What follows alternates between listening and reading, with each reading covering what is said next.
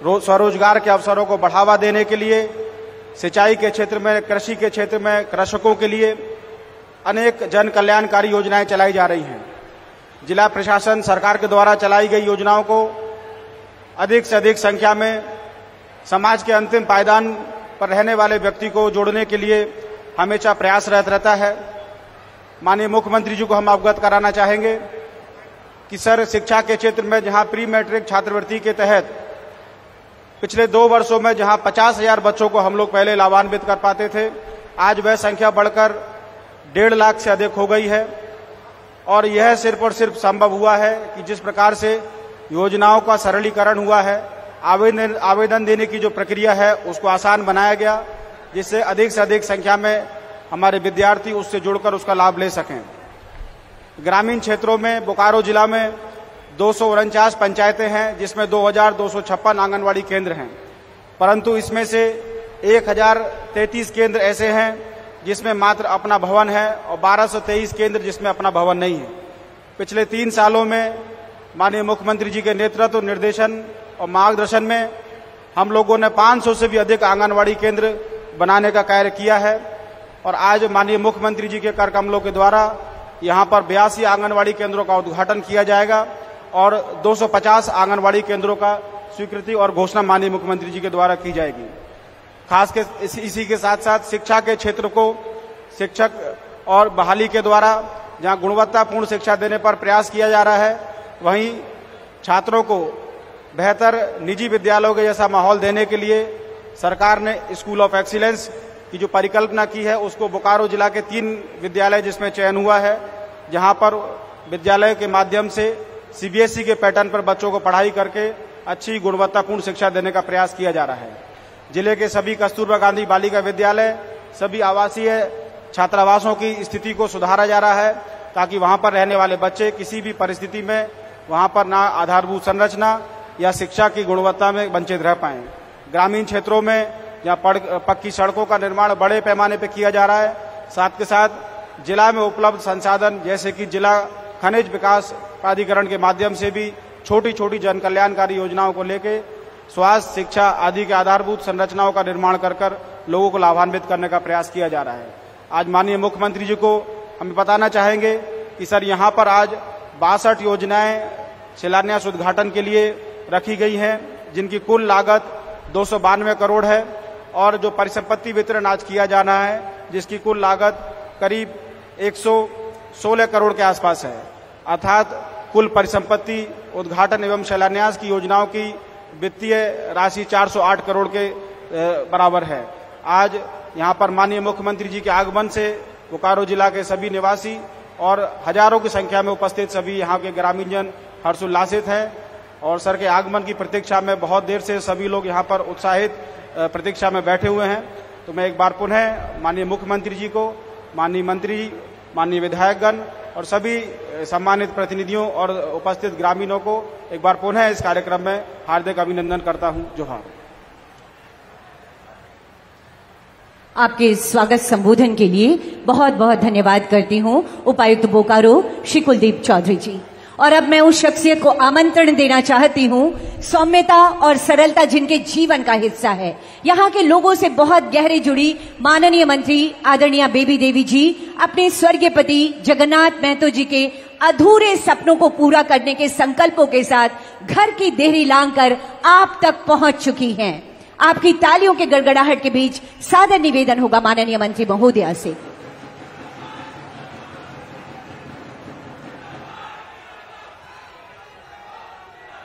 Hello, Jharkhand सरकार के मुख्यमंत्री हेमंत सोरेन जी के स्वागत है। जितना भी आए हमको मंच पर सब एक स्वागत करते हैं, माता बहनों सबके स्वागत करते हैं। और ये इस बार जितना चंद्रपुरा प्रखंड में कौन विद्यालय, संस्कृत विद्यालय उद्घाटन करने जा रहे हैं मुख्यमंत्री हेमंत सोरेन अपने हाथों से।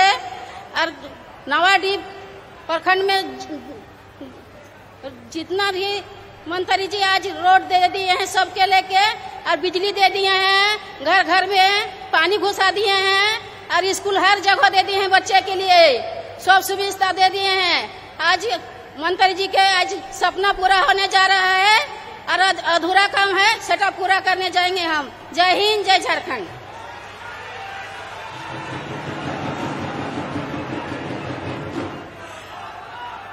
बहुत बहुत आभार व्यक्त करती हूँ, धन्यवाद करती हूँ आपके संबोधन के लिए आदरणीय माननीय मंत्री महोदया। और अब मैं बहुत सम्मान के साथ आमंत्रण देना चाहती हूँ हमारे बीच आज के इस समारोह में हमारे सम्मानित अतिथि के रूप में माननीय मंत्री पेयजल एवं स्वच्छता विभाग झारखंड सरकार आदरणीय श्री मिथिलेश ठाकुर जी हैं। निवेदन आपसे सर, आपके विचारों के लिए।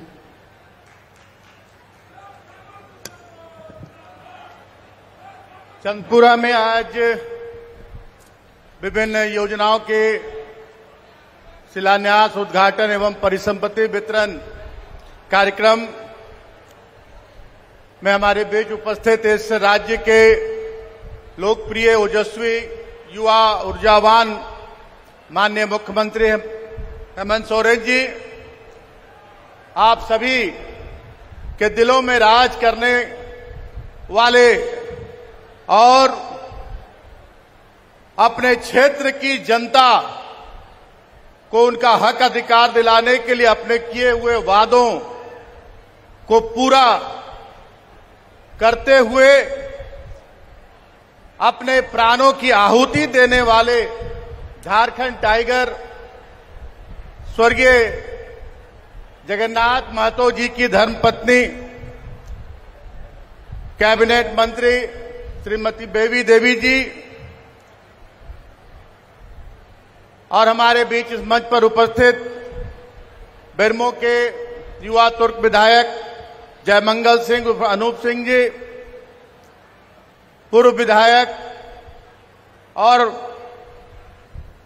झारखंड मुक्ति मोर्चा के वरिष्ठ नेता, मंत्री दर्जा प्राप्त हमारे भाई श्री योगेंद्र महतो जी, माननीय मुख्यमंत्री के सचिव वरिष्ठ आईएएस अधिकारी श्री विनय चौबे जी, डीआईजी साहब, यहां के उपायुक्त महोदय, पुलिस अधीक्षक, और इस विपरीत मौसम में आज 1-2 बजे का प्रोग्राम था माननीय मुख्यमंत्री का, हेलीकॉप्टर से आपके बीच यहां उपस्थित होना था, लेकिन इस मॉनसून में इंद्र भगवान की कृपा ऐसी हुई कि पूरा रांची और पूरा आपका रांची से लेकर पूरा चंद्रपुरा तक लगातार बारिश, और इस बारिश के कारण माननीय मुख्यमंत्री जी का हेलीकॉप्टर वहां से नहीं उड़ पाया।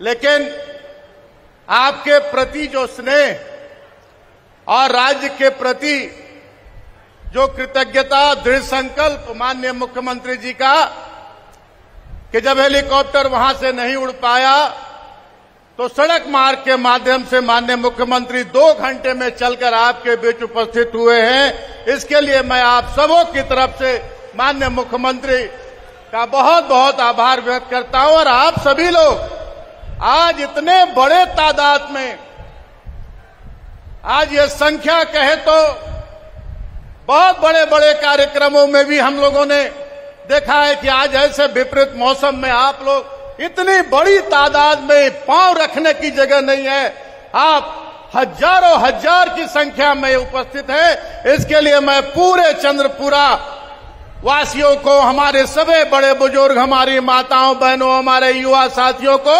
बहुत बहुत धन्यवाद देना चाहूंगा, जोहार करना चाहूंगा, प्रणाम आदाब करना चाहूंगा। आज आप सभी लोग माननीय मुख्यमंत्री को सुनने आए हैं। मैं बहुत कुछ नहीं, सिर्फ 2 शब्दों में अपनी बात, दो वाक्यों में अपनी बात को समाप्त करूंगा कि 2019 में आपने जो झारखंडी जन सरोकार, झारखंडी मानसिकता, झारखंड के वासियों के हितों अधिकारों की रक्षा करने वाली सरकार का गठन कराया, निरंतर विपरीत परिस्थितियों में, कोरोना काल में 2 साल पूरा देश जैसे जूझा, वैसे हमारा झारखंड राज्य भी बिना किसी व्यवस्था के, यहां कोई भी आधारभूत संरचना नहीं थी। 2 साल आपके माननीय मुख्यमंत्री ने इस कोरोना से संघर्ष किया, लोगों को बचाने का काम किया, लोगों को जीविका देने का काम किया, रोजी रोटी देने का काम किया, और साथ ही साथ इस राज्य को कैसे हम जो गुरुजी के सपनों का जो झारखंड था वो झारखंड कैसे बने, इस दिशा में निरंतर काम होता रहा। और आज अंतिम पंक्ति के लोगों को लक्ष्य करके हमारे माननीय मुख्यमंत्री की सोच है कि जब तक हमारा गांव टोला, हमारा पंचायत, हमारा प्रखंड विकसित नहीं होगा तब तक हम राज्य के विकास की कल्पना नहीं कर सकते हैं। और अब एक एक योजनाएं गांव टोला को लक्ष्य करके यहां के आदिवासियों, यहां के मूलवासियों, यहां के अकलियतों, यहां के जो ऊंची जाति के गरीब लोग हैं, यहां के आदिवासी, यहां के मूलवासियों को लक्ष्य करके एक एक योजनाएं धरातल पर उतारी जा रही हैं। माननीय मुख्यमंत्री आपको विस्तार से बताने का काम करेंगे। हम बार बार आपके बीच आएंगे, छोटी छोटी सभाओं में आपको एक एक योजनाएं सरकार का बताने का काम करेंगे। मुझे जो जिम्मेदारी मिली है, माननीय मुख्यमंत्री ने बहुत सोच समझकर मुझे पूरे झारखंड राज्य को शुद्ध पेयजल उपलब्ध कराने की जिम्मेदारी सौंपी है और इस झारखंड राज्य को स्वच्छ और सुंदर बनाने का, स्वस्थ बनाने की जानकारी की जिम्मेदारी सौंपी है। मैं निरंतर उस प्रयास में लगा हुआ हूं। मैं एक दो बहुत अभी आज माननीय मुख्यमंत्री के द्वारा पूरे चास अनुमंडल के लिए एक बहुत बड़ी महत्वाकांक्षी योजना का शिलान्यास किया जाएगा। लगभग 233 करोड़ रुपए से ज्यादा की योजनाओं का आपके विधायक अनूप सिंह जी के द्वारा भी बहुत सारी योजनाओं का शिलान्यास हुआ है। चंद्रपुरा पूरे ब्लॉक को कवर करने के लिए, शुद्ध पेयजल पहुंचाने के लिए 46.88 करोड़ रुपए की योजना का शिलान्यास किया गया है, जिसका काम बहुत तेजी से चल रहा है और 30/9/2024 तक ये योजना पूरी हो जाएगी। चंद्रपुरा में भी फिर एक और योजना 7.399 करोड़ का, जो 93% काम पूरा हो गया है। इसी तरह से नाराबदियों में भी 17.15 करोड़ का योजना चल रहा है, जिसका काम 90% पूरा हो गया है। और इन सारी योजनाओं से पूरे चंद्रपुरा वासियों को एक एक घर में शुद्ध पेयजल उपलब्ध कराया जाएगा। और साथ ही साथ स्वच्छ भारत मिशन का जो कार्यक्रम चल रहा है, शौचालयों का निर्माण तेजी से कराया जा रहा है। बहुत सारी योजनाएं, सॉकपिट बनाने की और हमारे गोबर गैस प्लांट बनाने की योजनाएं काफी तेजी से धरातल पर उतर रही हैं। और मैं एक ही बात कहकर कि ये सरकार जो आपने बनाई है 2019 में, ये सरकार 2001 में 2 में बननी चाहिए थी जब झारखंड बना। लेकिन जो लोग सत्ता लूटना जानते हैं, हथियाना जानते हैं, हम लोग आंदोलनकारी थे। स्वर्गीय जगन्नाथ दास जैसे आंदोलनकारियों की बदौलत देशोंगुरु शिबू सोरेन ने, जिन्होंने अपने जान की परवाह नहीं की और आपको आपका हक अधिकार दिलाने के लिए हमेशा जेल के सलाखों के पीछे रहे, उन पर गोलियां चली, लाठियां चली, लेकिन आपको आपका राज दिलाकर उन्होंने दम लिया। दिसोंगुरु शिबू सोरेन ने आपको झारखंडी कहलाने का हक दिया। और अब माननीय मुख्यमंत्री ने यह संकल्प लिया है कि जिस उद्देश्य से झारखंड राज्य अलग लिया गया था, उस उद्देश्य को पूरा करना है। एक एक झारखंडियों को, एक एक हमारे यहाँ के आदिवासियों, मूलवासियों को उनका हक अधिकार मिलेगा।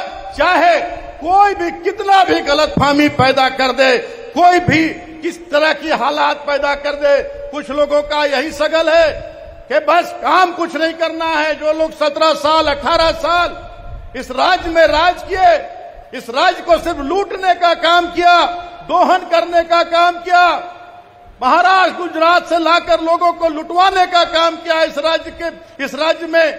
और आज जब इस राज्य के लोगों के लिए योजनाएं लागू हो रही हैं, जब 1932 का खतियान हम लोगों ने विधानसभा में पारित करवा के और गवर्नर के पास भेजने का काम किया, आज महामहिम गवर्नर साहब के यहाँ वो प्रस्ताव आज लंबित पड़ा हुआ है। हम लोगों ने नियोजन नीति लागू कराई, जिसमें 100% यहाँ के झारखंडी मूलवासी यहाँ के नियोजित होते। कोर्ट में जाकर भारतीय जनता पार्टी के नेताओं ने, बड़े बड़े नेताओं ने कोर्ट में जाकर उस नियोजन नीति को खारिज करवाने का काम किया और आज 60-40 नए चलतों का नारा दिलवा रहे हैं। मैं दावे के साथ कहता हूं कि जिस तरह से काम हमारी सरकार कर रही है, माननीय मुख्यमंत्री के नेतृत्व में पूरी टीम, प्रशासनिक पदाधिकारीगण, आने वाले दिनों में वैसे लोग जो जनता को बरगलाने का काम करते हैं, भड़काने का काम करते हैं, वैसे लोगों को जनता दौड़ाने का काम करेगी, झारखंड से भगाने का काम करेगी। और जो लोग 60-40 की बात करते हैं उनको उनका असली चेहरा दिखाने की काम करेगी। मैं अभी 26,000-28,000 नियुक्तियां यहां आई हुई हैं। मैं दावे के साथ कहता हूं कि जो भी वैकेंसियां निकलेगी उसमें 95% झारखंड के आदिवासी और मूलवासी उसमें नियोजित होंगे। कोई भी बाहरी नहीं आएगा। अब वो समय चला गया। इसलिए आज बहुत कुछ नहीं कहना चाहूंगा। मैं इतना ही कहना चाहूंगा कि स्वर्गीय जगन्नाथ दास ने जो आहुति दी है, उस आहुति को हमें हमेशा अपने दिल में बसा कर रखना है। उस क्षेत्र की जनता के लिए अपने जान की परवाह स्वर्गीय जगन्नाथ दास ने नहीं की। अपनी जान बाजी पर लगाकर अपने जिम्मेदारियों को उन्होंने निभाते हुए अपने प्राणों की आहुति दे दी। उन्हें सच्ची श्रद्धांजलि वही होगी कि आने वाले दिनों में जब भी चुनाव हो, एक एक वोट झारखंड मुक्ति मोर्चा के चुनाव निशान पर लगाकर किसी भी दूसरे विपक्षी पार्टी को एक भी वोट नहीं जाए। यही सच्ची श्रद्धांजलि स्वर्गीय जगन्नाथ दास को होगी। यही कह के अपनी बातों को मैं यही विराम देता हूं। आप सभी लोगों को जोहार, प्रणाम, आदाब। स्वर्गीय जगन्नाथ दास अमर रहे।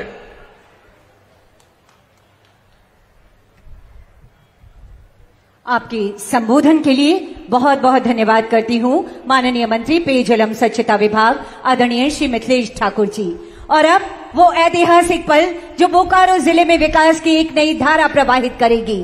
18 करोड़ 14,33,000 की लागत राशि की कुल 37 योजनाओं का उद्घाटन और इसके साथ ही तकरीबन 275 करोड़ की प्राकलित राशि की कुल 25 योजनाओं के शिलान्यास का ये ऐतिहासिक अवसर है। आपकी जोरदार तालियां होनी चाहिए। सादर सादर आग्रह करना चाहती हूं आदरणीय माननीय मुख्यमंत्री महोदय से कि कृपया रिमोट का बटन दबाकर शिलापट्ट का अनावरण करें, महत्वाकांक्षी योजनाओं का शिलान्यास और उद्घाटन कर बोकारो जिले की सौगातों की जो संकल्प आप लेकर आए हैं। आप देख रहे होंगे बाईं ओर शिलापट्ट, धीरे धीरे उसका अनावरण हो रहा है। ये वो तमाम योजनाएं हैं जो आपके बीच आने वाली हैं और इसके साथ ही बहुत सारी योजनाओं के लाभुक सामने हैं। मैं चाहूंगी एक बार आप अपनी तख्तियों को, अपने स्वीकृति पत्र को दिखाइए माननीय मुख्यमंत्री जी को।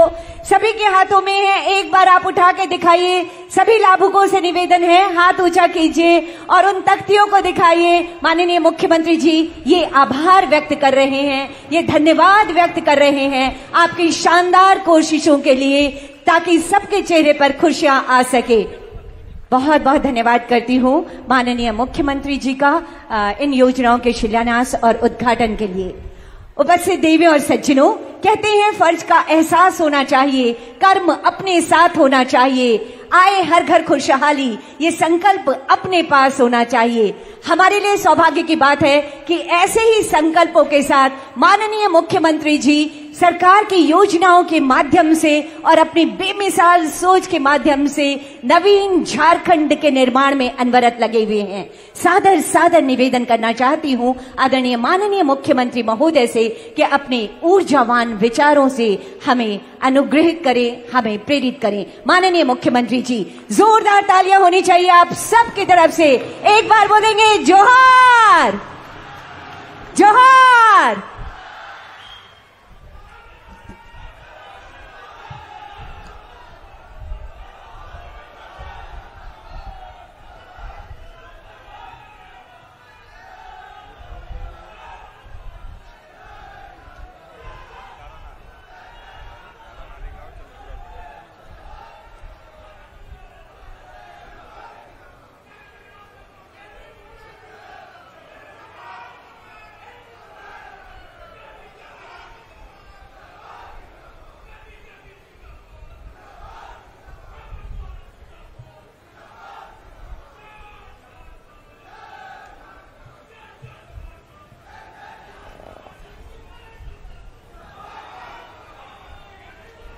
तो झारखंड के मुख्यमंत्री हेमंत सोरेन इस वक्त मंच पर मौजूद और यहां से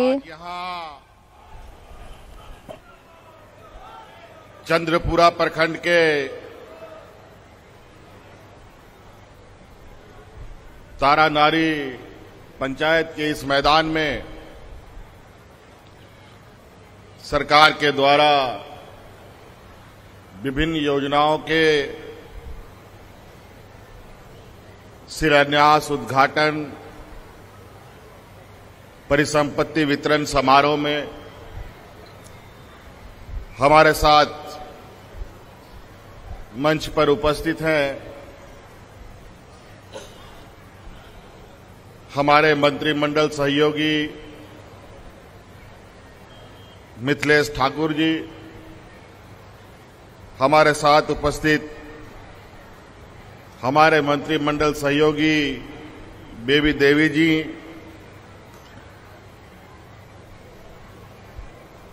उपस्थित योगेंद्र प्रसाद महतो जी और हमारे अभिभावक रूपी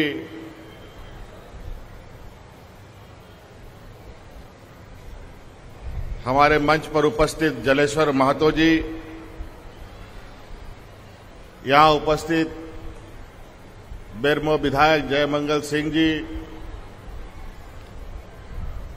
उपस्थित हमारे सचिव विनय चौबे जी, यहां उपस्थित जिले के उपायुक्त, पुलिस अधीक्षक, अन्य सभी वरिष्ठ पदाधिकारीगण और विशेषकर आज यहां बहुत लंबे समय से इंतजार कर रहे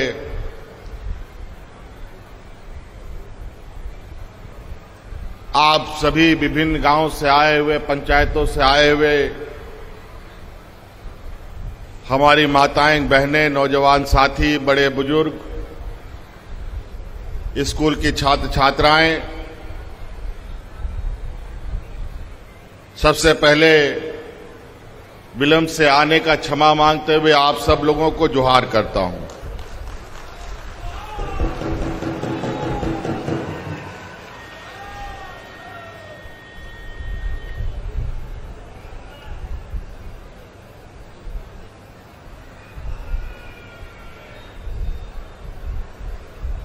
मैं कोशिश करूंगा कि संक्षिप्त में बातों को रखूं, क्योंकि आप सब लोग काफी विलंब से हैं यहां पर और आज मौसम की खराबी की वजह से हम लोग ऐन वक्त पे हेलीकॉप्टर हम लोग का नहीं उड़ पाया। पहाड़ी इलाका है, इस वजह से सड़क मार्ग से आने में जितना वक्त लगा, लेकिन सड़क मार्ग से आने में भी जो राज्य सरकार, झारखंड सरकार की सड़कें हैं, वो भी ना जाने बहुत। मैं तो अभी सड़क मार्ग से ही आ रहा था, सरकार की सड़कें तो लगभग बिल्कुल ही तेज रफ्तार चलने वाले बन गई है और यही वजह है कि शायद बहुत कम समय में हम लोग यहां पहुंच पाए। जहां 3-4 घंटे का वक्त लगता था, आज 2 घंटे में यहां हम लोगों ने सफर तय किया है।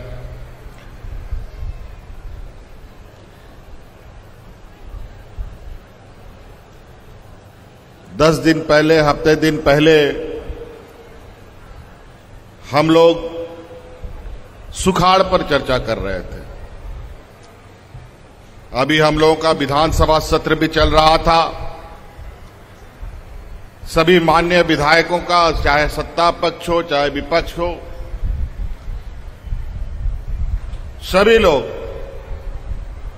राज्य में जो कम बारिश होने की वजह से सुखाड़ को लेकर चिंतित हो रहे थे। हम लोगों के साथ भी बड़ी समस्या कि इससे पहले पिछले वर्ष में ही सुखाड़ पड़ा, इस बार भी सुखाड़ की स्थिति।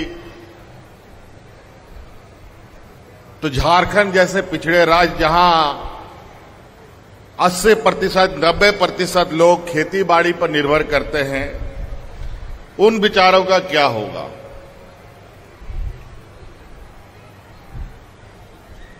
और आजकल राजनीतिक परिभाषा जो बदली है, पिछले वर्ष हम लोगों ने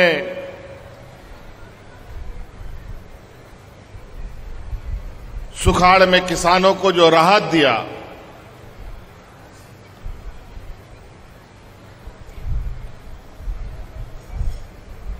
और उस राहत के अनुरूप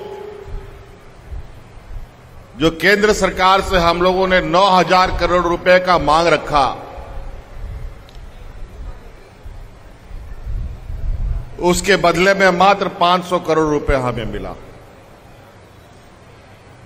तो आप अंदाजा लगा सकते हैं कि बाकी आर्थिक बोझ राज्य सरकार के ऊपर कितना पड़ जाता है, और जबकि धन संग्रह के सारे अधिकार हमारे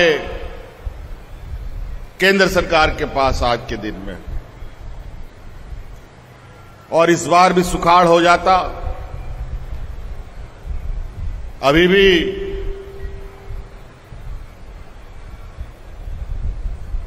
पूर्ण तरीके से आकलन लगा पाना बड़ा कठिन है कि ठीक है, अभी के समय में धान तो बुआई कर लेंगे, लेकिन उसके बाद अचानक जिस तरीके से मौसम बदलता है,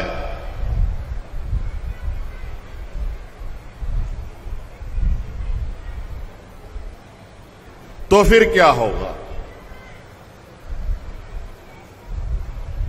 लेकिन हमारी नजर बिल्कुल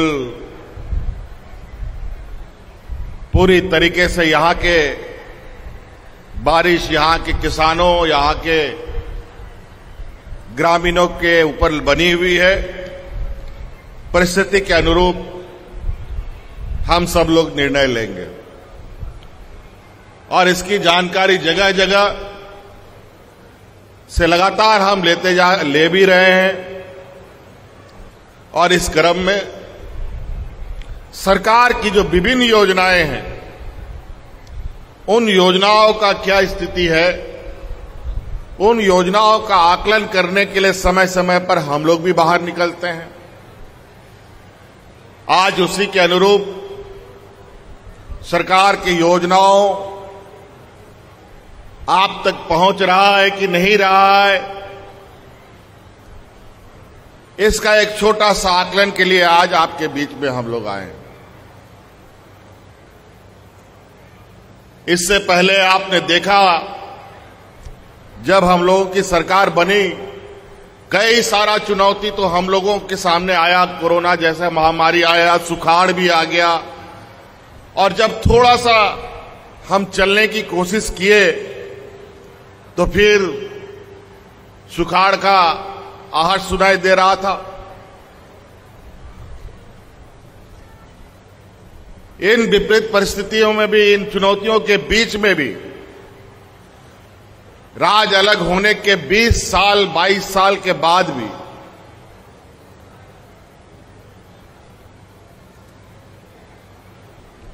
जो सपना, जो उद्देश्य को लेकर ये राज लिया गया था, वो पूरा नहीं हो पा रहा था।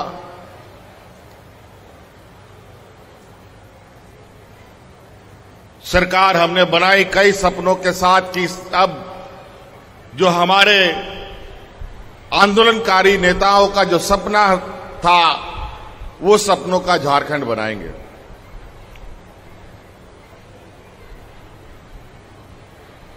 आज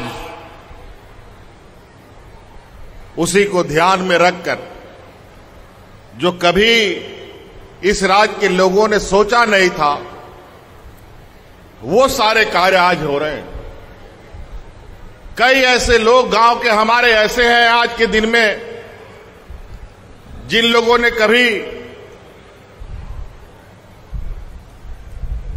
ब्लॉक कार्यालय नहीं देखा था, जिला कार्यालय तो दूर की बात है। आपकी सरकार ने आपके पंचायत में, आपके गांव में सरकार आपके द्वार के माध्यम से बड़ा बड़ा टेंट लगा लगा करके पदाधिकारी को भेजकर आपकी समस्याओं को जानने का काम किया था।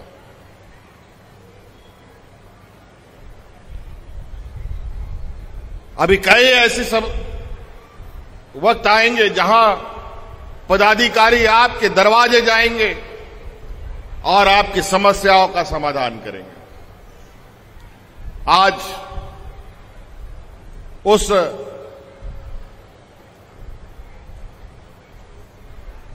कैंप के माध्यम से, सरकार आपके द्वार के माध्यम से आज हमने इस राज्य के सभी बूढ़े बुजुर्ग, विधवा महिला, विकलांग और परित्यागता महिलाओं को पेंशन देना प्रारंभ कर दिया। आज गांव में कोई बुजुर्ग नहीं बचा जो बिना पेंशन का होगा।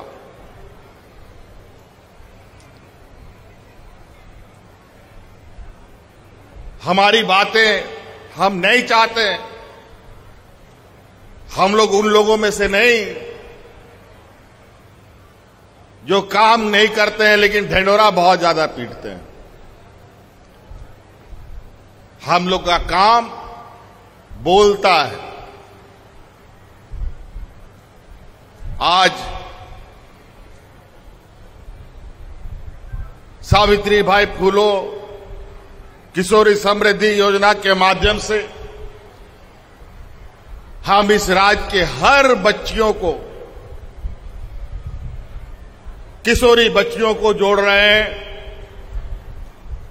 जिससे हमारे इस राज्य की लड़कियां पैसे के अभाव में स्कूल कॉलेज छोड़ देती हैं और 5वीं 6वीं पास करने के बाद मां बाप उसके लिए दूल्हा ढूंढने लगता है।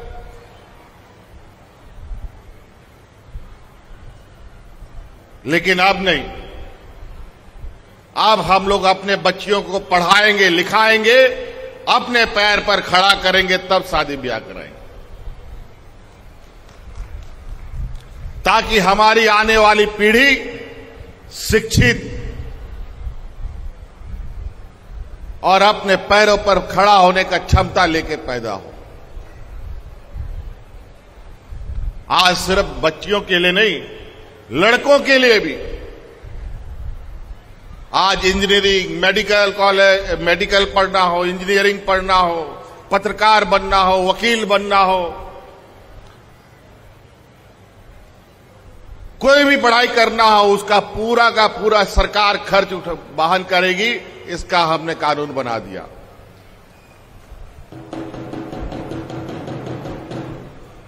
आज किसी भी कंपटीशन की आप तैयारी करेंगे, इंजीनियरिंग का तैयारी करेंगे, मेडिकल का तैयारी करेंगे, वकालत का तैयारी करेंगे, जो कोचिंग आप करने की तैयारी करेंगे उस कोचिंग का भी पैसा हम देंगे। ये कानून हमने आपके लिए बना दिया।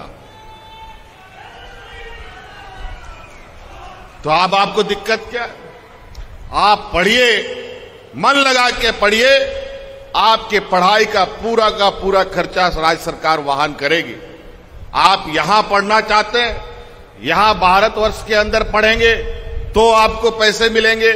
विदेश में भी पढ़ने के लिए अगर आप जाना चाहेंगे तो उसका भी 100% स्कॉलरशिप राज्य सरकार देगी। आप झारखंडी बच्चा कभी सोचा था कि आप विदेश में जाके पढ़ेंगे लिखेंगे? आदिवासी, दलित, पिछड़ा बच्चा कभी सोचा था? कभी नहीं सोचा था। ना उसका मां बाप कभी सोचा होगा कि हमारा बच्चा लोग विदेश में पढ़ेगा। आज जाके देखिए, भारत का पहला ये राज्य है जहां आपने बच्चों को, राज्य के बच्चों को, आदिवासी, दलित, पिछड़ों के बच्चों को विदेश में पढ़ने के लिए 100% स्कॉलरशिप दे रहा है। ये देश का पहला राज्य है जहां इस राज्य का सभी बुजुर्ग को पेंशन देता है। हमारे राज्य में गरीबी और राज्यों की अपेक्षा बहुत अधिक है और इसी गरीबी से दूर निजात पाने के लिए ही इस राज्य को अलग किया गया था। ना जाने क्या क्या खनिज संपदा हमारे राज्य में नहीं है, लेकिन यहां पर बड़े बड़े व्यापारियों का पेट तो भर गया, पेट भर के पेट फूल भी गया, लेकिन यहां का लोग का पेट चिपकता चला गया और मजदूरी और भूखमरी के कगार पर है। पूर्व के सरकारों के समय में लोग भूख से यहां पर मरे हैं, राज्य में हाथ में राशन कार्ड ले लेकर के मरा है। आज इस वैश्विक महामारी में, कोरोना जैसे महामारी, जहां हाट बाजार दुकान गाड़ी मोटर सब बंद था, हम अपने मजदूरों को हवाई जहाज से, ट्रेन से, गाड़ी से ला ला करके उनके घरों को पहुंचाते थे। एक भी मजदूर को हम भूखा नहीं मरने दिए।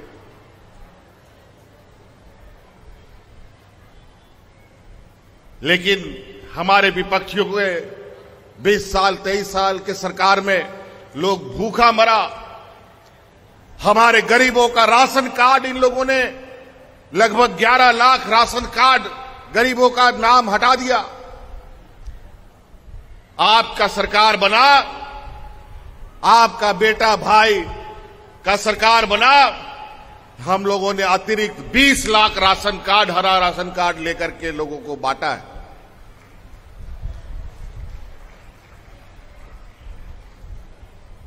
और तो और हमको लगा कि हम गरीबों को अनाज दे रहे हैं, राज्य सरकार अपने खर्चे पर दे रही है, केंद्र से कोई मदद नहीं लेता।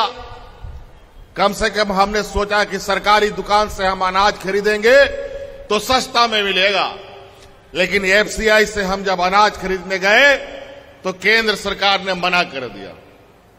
आज हम खुले बाजार से महंगे दर में अनाज खरीदकर उन हरा राशन कार्ड वाले को राशन देने का काम कर रहे हैं। आज के राजनीतिक परिभाषा ये हुआ पड़ा। आज ये हम डुमरी विधानसभा में खड़े हैं। आपके विधायक, जो पूर्व विधायक थे, हमारे बड़े भाई जगन्नाथ महतो जी,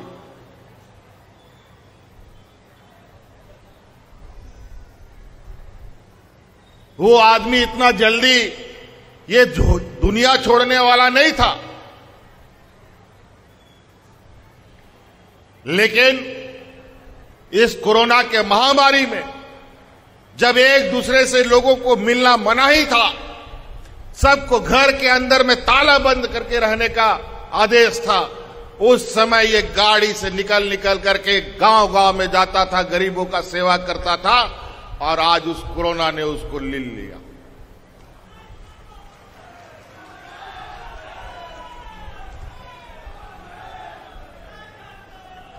आज इस कोरोना में हमारे दो मंत्री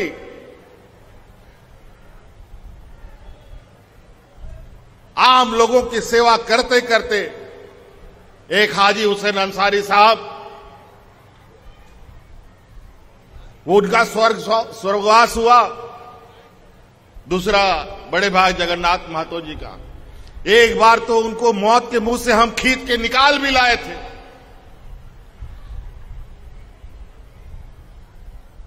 लेकिन वो मानने वाले कहां थे। हमने कई बार मना किया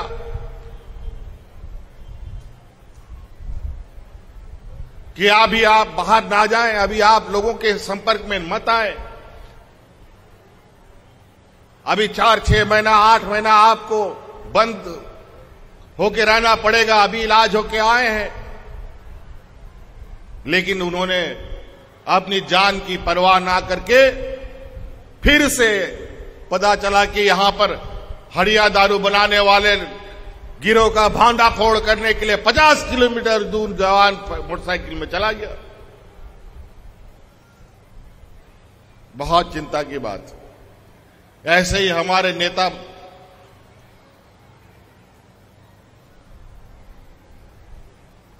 आप लोगों के हितों की रक्षा के लिए लड़ते रहते हैं, मरते रहते हैं, और यही कुर्बानी, यही शहादत का देन है अलग राज। आज वही हड़िया दारू बनाने वाले का भांडा फोड़ने के लिए वो गए थे, और आज इस गांव देहात में जो हड़िया दारू हटिया में बिकता है, इसको बंद करने के लिए हम लोगों ने सावित्रीबाई फूले योजना लाया है। आज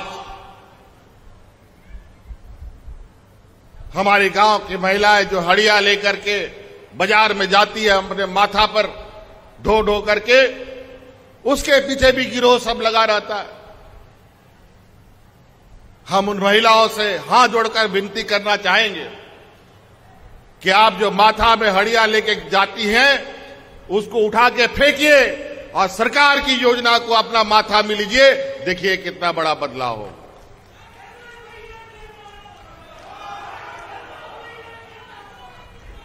आज आप लोगों के आशीर्वाद से लगभग इस योजना से हम 36,000 महिलाओं को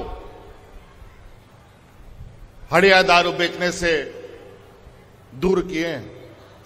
लेकिन यहीं पर खत्म नहीं है।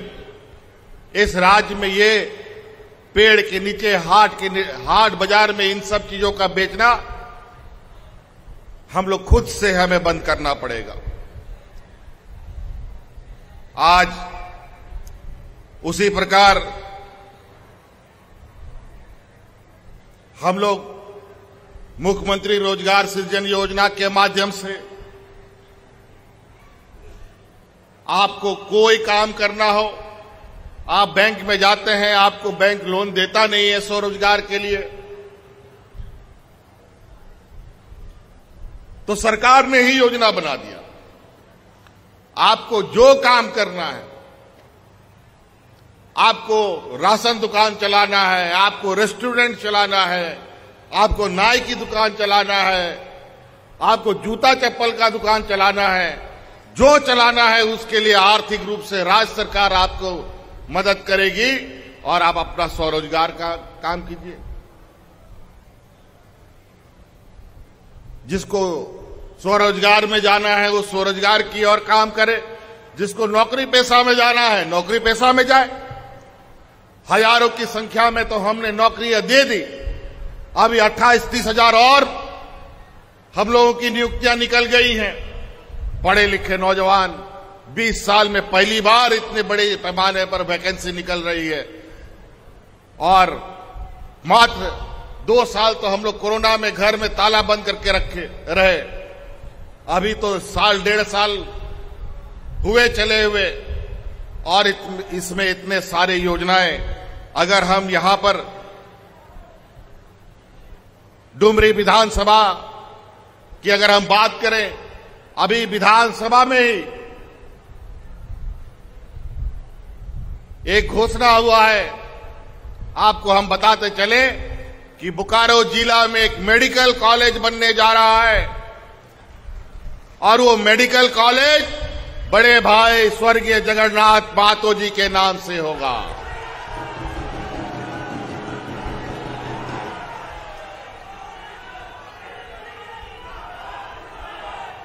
अभी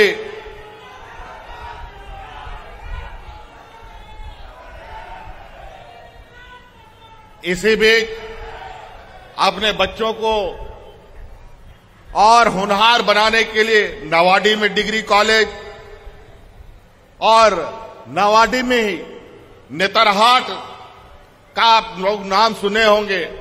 नेतरहाट एक ऐसा स्कूल है जहां देश में सबसे अधिक IAS IPS जिसने पैदा किया, और वही स्कूल का फोटोकॉपी स्कूल सेम वही तर्ज का स्कूल नवाडे में भी खुलने जा रहा है। उसके लिए भी जमीन वगैरह चिन्हित हो गया है। नवाडी में पिछड़े वर्गों के लिए आवासीय विद्यालय, चंद्रपुरा तारा नारी इसी पंचायत में संस्कृत विद्यालय आपको मिलने जा रहा है। चंद्रपुरा में बालिका आवासीय विद्यालय भी आपको मिल रहा है। ITI कॉलेज बनकर तैयार खड़ा है, और नवाडी में जो हम लोग का मॉडल स्कूल है वो भी बना है। कई बार हमारे कुछ होनहार विद्यार्थी प्राइवेट स्कूल में जाने का सपना देखते हैं। काश वैसे स्कूल में हम पढ़े होते तो और अच्छा पढ़ाई करते, लेकिन मां बाप के पास इतना पैसा का अभाव कि इन प्राइवेट स्कूलों का फीस भर नहीं पाते हैं। सरकारी स्कूल में किसी तरीके से पढ़ाओ। लेकिन हमने उसका रास्ता निकाल दिया है। अभी पूरे राज्य में पहला चरण में 80 उत्कृष्ट विद्यालयों का उद्घाटन किया गया है, जो हमारे प्राइवेट स्कूलों के बराबर होगा और उसी के तर्ज पर उसकी पढ़ाई होगी। और उनके शिक्षक को हम लोगों ने ट्रेंड करके वहां भेजा है। अभी धीरे धीरे उन स्कूलों को, अब कई जगह से तो हमें यह भी खबर आ रही है कि लोग प्राइवेट स्कूल से अपने बच्चे का नाम कटा करके हमारे सरकारी स्कूल में लोग का भर्ती करवा रहा है, जो हम लोगों ने उत्कृष्ट विद्यालय बनाए हैं। ऐसे 5000 स्कूल बनने हैं इस राज्य में। तो निश्चित रूप से आने वाला समय हम लोगों के लिए और इस राज्य के लिए एक बदलता हुआ यह झारखंड दिखेगा। हमारे विपक्ष एन केन प्रकार जब से सरकार बनी है उसी दिन से सरकार गिराने में लगे हैं। कई बार तो बाबूलाल जी को यहां का मुख्यमंत्री बना लिया जा चुका है। रोज कुछ ना कुछ षड्यंत्र रचते हैं। कभी विधायक खरीद फरोख्त करने का काम करते हैं, कभी सरकार को अस्थिर करने के षड्यंत्र रचते हैं। कई संवैधानिक संस्थाओं के माध्यम से सरकार को काम नहीं करने देने का निरंतर उपाय चलता रहता है। और ये लोग करते क्या खुद है?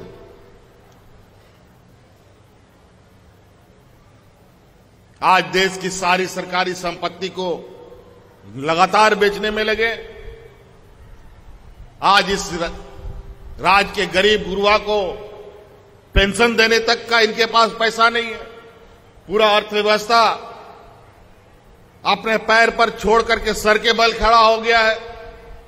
लेकिन बड़े बड़े पूंजीपति इस देश के गरीब जनता का गाड़ी कमाई लूट लूट कर विदेश जा रहे हैं। LIC जैसी कंपनियां डूब रही हैं, बड़ी बड़ी बैंक डूब जा रहे हैं। आज रुपया का भाव कौड़ी के बराबर हो गया है और आज महंगाई 7वें आसमान पे। पेट्रोल, डीजल, दाल, चावल, कपड़ा लत्ता, बच्चों का कलम, कागज पत्तर सब आज हमारे विपक्षियों की सरकार ने हर चीज में टैक्स लगा दिया। और तो और जो इस देश में कभी नहीं हुआ था वो भी काम होने लग गया। आज इन लोगों ने दूध दही पर भी टैक्स लगा दिया। बताइए, जो नमक गांव के राशन दुकान का बाहर में पड़ा रहता था, वो सब नमक आज देश के लोगों को 100 रुपए किलो ही लोग खिलवा रहा है।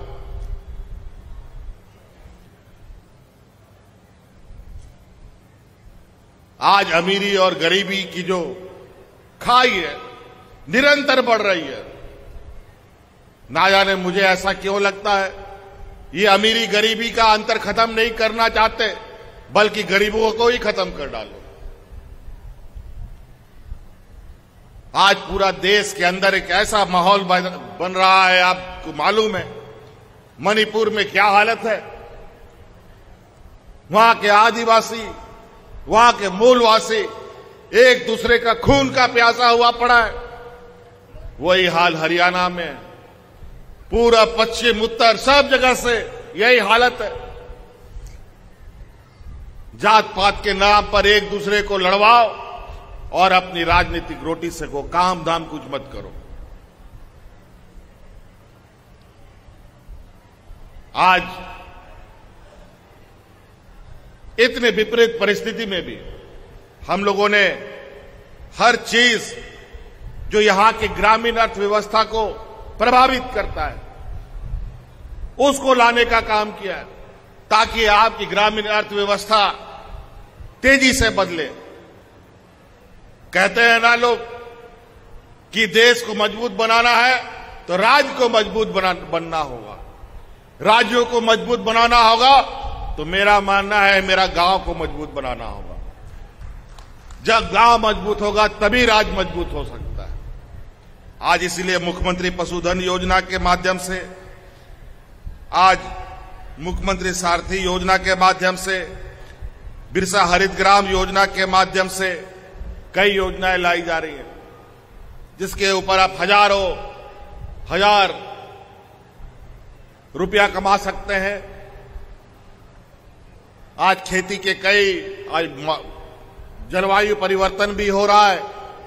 जलवायु परिवर्तन में आने वाला समय में आप खेती बाड़ी करने वाले किसानों को भी सोचना पड़ेगा कि आपको भी कुछ ऐसे जमीनों को चिन्हित करना पड़ेगा जहां आप धान, गेहूं, सब्जी तो लगाते हैं।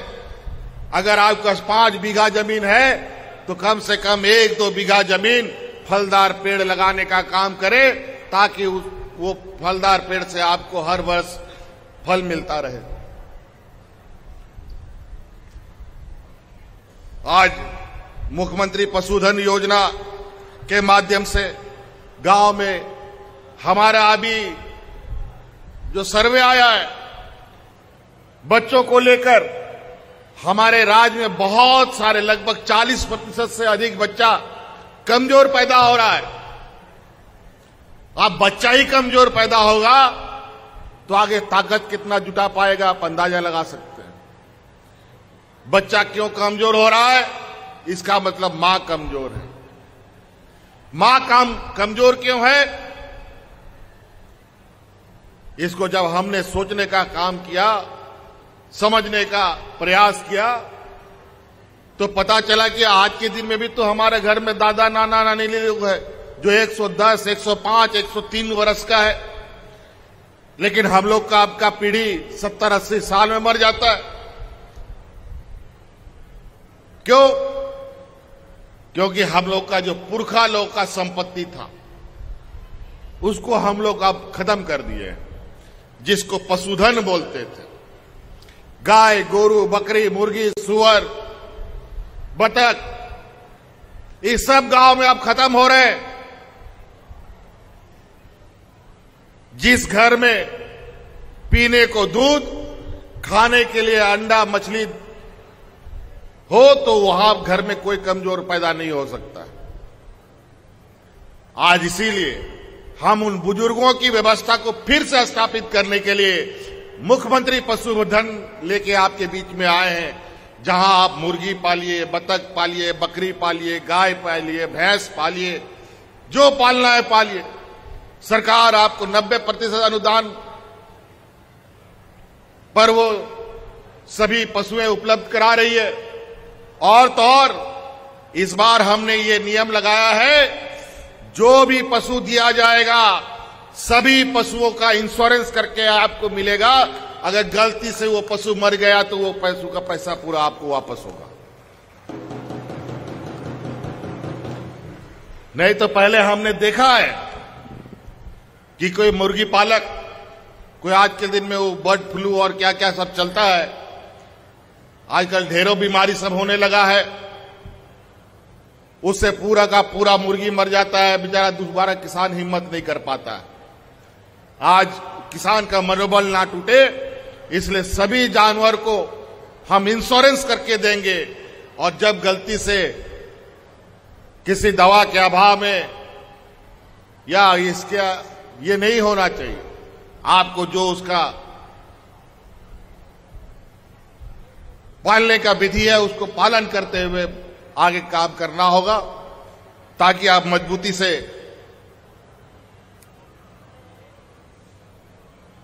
पशुपालन कर सकें। आज बीमारी से हमको याद आया, आज गांव देहात में बरसात के समय में बड़ी सांप काट काट के लोगों की जान लेता है। और सरकारी अस्पतालों में कई ऐसे अस्पताल हैं जहां दवाई लोगों तक पहुंचता ही नहीं हो, एक्सपायरी हो जाता है, फेंकने का काम करना पड़ जाता है। आज इसीलिए हम लोगों ने ये निर्णय लिया है, अब पंचायत स्तर पर दवा दुकान खुलेंगे, उसके बाद गांव के स्तर पर दवा दुकान खोलेंगे, ताकि रात बिरात कभी भी आपको दवा की जरूरत हो तो ब्लॉक कार्यालय और हेडक्वार्टर आने का जरूरत ना पड़े। हाँ, ये अलग बात है, हाथ पैर टूट गया तो अलग विषय है, लेकिन साधारण छोटा मोटा सर्दी खांसी बुखार पेट झड़ी सब होगा तो आप उसी दुकान से अपना दवा ले सकते हैं। और इसके लिए कोई पहले जो दवा दुकान चल रहा है, अभी थोड़ा झगड़ा भी चल रहा है उसमें हम लोगों का। अभी जो दवा दुकान चलता है, वो दवा दुकान के लिए एक डिग्री का जरूरत पड़ता है, फार्मासिस्ट का डिग्री, तभी दवा दुकान चलाया जा सकता है। लेकिन ये नियम उस समय का है जब दवा को मिला करके लोगों को दिया जाता था, जैसे नीम हकीम लोग देता है ना, उस तरीके से। लेकिन आज तो दवा का टैबलेट के ऊपर ही, इंजेक्शन के ऊपर ही सारा चीज लिखा रहता है, कब बना, किसके लिए, कैसे लेना है। तो उसके लिए अब पढ़ा लिखा खाली होना चाहिए, उसके लिए हमको नहीं लगता है कि फार्मासिस्ट का डिग्री का जरूरत है। तो इसलिए हम लोग, जो लड़के हमारे नर्स वर्स भी की हुई हैं, उन लोग भी दुकान खोल सकता है। जो ग्रेजुएट है, 12वीं पास है, वो लोग भी दुकान खोल सकता है। तो आप लोग इस योजना का भी लाभ लें और ग्रामीणों को सहयोग करने का काम करें। तो इसलिए बहुत सारी बातें हैं, अगर हम उन बातों को लेकर और बैठेंगे तो रात भी कम पड़ जाएगा। आज यहां लगभग 37 योजनाओं का उद्घाटन हो रहा है, जो 18 करोड़ रुपए से बना है। 25 योजनाओं का शिलान्यास अभी हम लोगों ने उधर शिलापट दिख रहा है। लगभग वो सारी योजना 275 करोड़ रुपए का है। और यहां पर जो लाभुक यहां उपस्थित हैं, 11,000 लाभुक के बीच में 116 करोड़ रुपए का परिसंपत्ति आज यहां बटाई हो रहा है। 116 करोड़ आप लोग के बीच में परिसंपत्ति बट रही है। तो निश्चित रूप से ये सरकार के पास जितना भी गठरी में बंद करके इन लोगों ने अपना जेब भरने का काम किया, वो सारा गठरी ले के हम लोग गांव में पहुंचा करके लोगों का देने का काम कर रहे हैं, ताकि यहां के लिए जो सरकार जिनके लिए बनी है, उनका हक अधिकार उन तक पहुंच सके। नहीं तो बाकी लोगों का, जो विपक्ष के लोग, अभी नौकरियों की वैकेंसी निकली है, ढेर सारा वैकेंसी, हजारों की संख्या में, अभी और हजारों की संख्या में नौकरी के वैकेंसी निकलेंगी। पूर्व में, इससे पहले जब ये 20-22 साल इन लोगों ने राज किया, तो जितना भी परीक्षाएं हुई है, सभी परीक्षाएं में कुछ ना कुछ गड़बड़ी करते थे ये लोग। और उसमें मुख्य रूप से क्वेश्चन पेपर लीक कर देता था। एक आदमी क्वेश्चन पेपर लीक करता था, 5 लाख बच्चा एग्जाम में बैठा है, सबका भविष्य फिर से बत्ती बुझ जाता था। हमने कानून लाने का काम किया कि इस बार जो क्वेश्चन पेपर लीक करेगा, जो चीटिंग करेगा, वो जेल के हवाले, जेल के सलाखों के पीछे जाएगा। बिना पूछे, बिना वारंट लिए सीधा जेल, और वो भी 1-2 दिन के लिए नहीं, 10-10 साल तक का जेल होगा, ताकि दोबारा क्वेश्चन लीक करने का सपना भी लोग ना देखें। हमने इतना कड़ा कानून बना दिया, और आज उस कानून का विरोधी हमारी बीजेपी के लोग, आज चुका लोग कर रहा है। ये लोग नहीं चाहता है कि यहां का मूलवासी आदिवासी के बच्चों को नौकरी मिले, उनका भविष्य सुरक्षित हो सके। आज वो सब कानून का विरोध करते हैं, फट से चले गए महामहिम के पास कि इस कानून को पारित मत कीजिएगा जो विधानसभा में बना है। वही हाल इन लोगों ने 1932 का किया, वही हाल इन लोगों ने हमारे सरना धर्म कोड का किया। जितने भी झारखंडी निर्णय हम लोगों ने लिया है, इन लोगों ने एन केन प्रकारेण उसको उलझाने का काम किया। लेकिन चिंता मत कीजिए, उनके सभी करतूतों पर नजर है। इस बार तो कई चुनौतियों के साथ हम लोग आम लोगों के बीच में उनके अधिकार देने में लगे। बहुत जल्द वो भी समय आएगा जब ऐसे विरोध करने वाले लोगों को झारखंड से बेदखल करने का काम करना हो।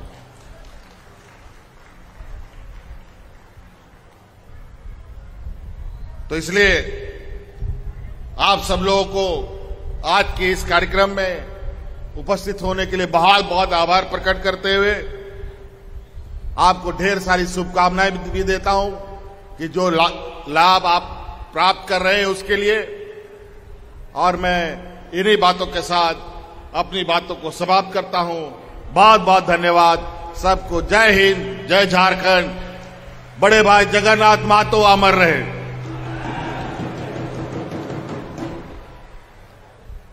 बहुत बहुत धन्यवाद करती हूं माननीय मुख्यमंत्री महोदय का आपके ऊर्जावान विचारों के लिए।